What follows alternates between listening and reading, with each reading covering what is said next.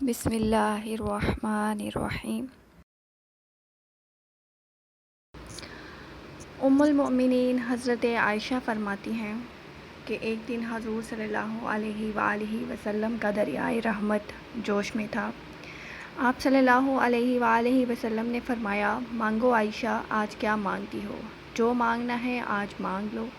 حضرت عائشہ کہتی ہیں، میں نے عرض کیا، اجازت ہو تو میں اپنے بابا حضرت ابوبکر صدیق رضی اللہ تعالیٰ عنہ سے مشورہ نہ کر لوں کہ میں نے کیا مانگنا ہے؟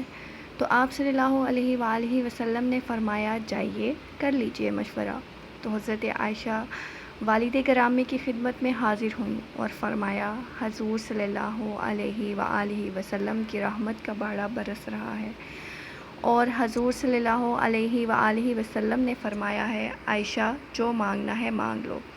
اتنا سنہری موقع ہاتھ آیا ہے تو میں چاہتی ہوں کہ مانگوں تو بہت اہم شے مانگوں، اس لیے حضور سے اجازت پا کر آپ کی خدمت میں حاضر ہوئی ہوں۔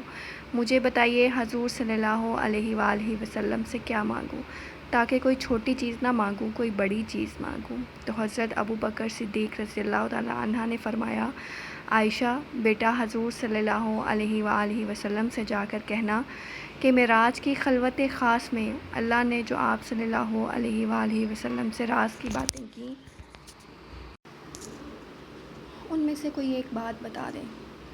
مانگا بھی تو علم مانگا، اور کہا، عائشہ مجھ سے وعدہ کرو کہ جو حضور صلی اللہ علیہ وآلہ وسلم بتائیں مجھے بھی آ کر بتانا۔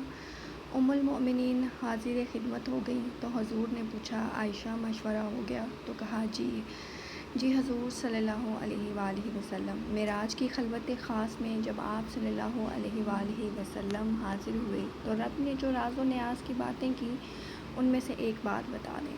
حضور صلی اللہ علیہ وآلہ وسلم مسکرا پڑے۔ اس بات پر مسکرائے ہوں گے، میرے یار غار کا انتخاب کیسا ہے، یا اس بات پہ مسکرائے ہوں گے کہ راز کی بات بتا دوں تو راز کیا رہے گا، لیکن وعدہ کیا تھا۔ کہا، عائشہ سنو، جب میں قربت خاص میں تھا تو میرے مالک نے جو مجھ سے راز کی باتیں کی ان میں سے ایک یہ تھی کہ محبوب کہ تیری امت میں سے کوئی شخص کسی دوسرے شخص کا ٹوٹا ہوا دل جوڑ دے تو میرے اوپر لازم ہے بغیر حساب کے اسے جنت عطا کر دوں۔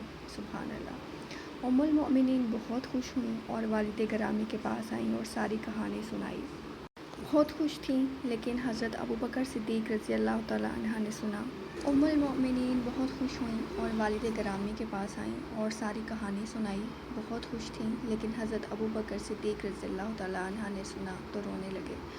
تو ام المؤمنین حضرت عائشہ نے عرض کیا کہ میرے والد گرامی، یہ بات رونے والی تو نہیں ہے، ہم بسا اوقات کسی دکھی کے کام آ جاتے ہیں، کسی کی ڈھارس باندھ دیتے ہیں، کسی کے کام آ جاتے ہیں، تو یہ تو بخشش کا بہانہ ہاتھ آ گیا اور آپ رو رہے ہیں۔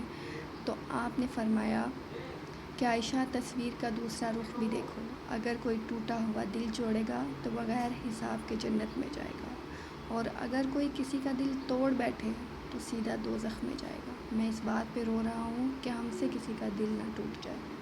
حضور صلی اللہ علیہ وآلہ وسلم نے فرمایا، اللہ اس شخص کے چہرے کو تر و تازہ رکھے جو مجھ سے کوئی حدیث سنے اور اسے آگے پہنچائے۔ آمین ثم آمین۔